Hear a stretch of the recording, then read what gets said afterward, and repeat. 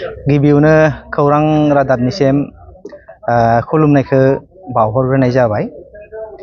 दिनै जोङो हावराघाट तिनिआलि कार्बि आलं डिस्ट्रिक्टनि सिङाव थानाय हावराघाट तिनिआलि दखरानि दिनै जोङो सानसेनि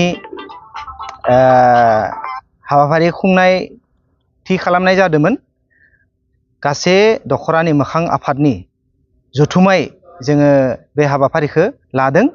बेहाय दुलाराय बर' फरायसा आफाद एबसु, लोगोसेनो हारिमु आफाद, लोगोसेनो बर' थुनलाइ आफाद, लोगोसेनो आबोफ, लोगोसेनो बुगा गावबुरा आफाद, लोगोसेनो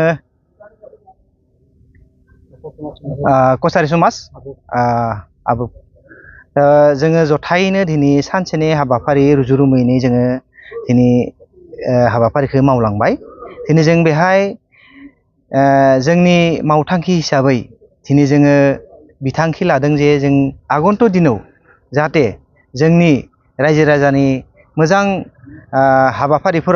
हाबाफारिफोरा जाहाथे जाफुंसार जायो आरो बै जाफुंसार जानो थाखाय जोङो हाबाफारिखौ मावलांगोन होननानै जोङो बिथांखि लायो।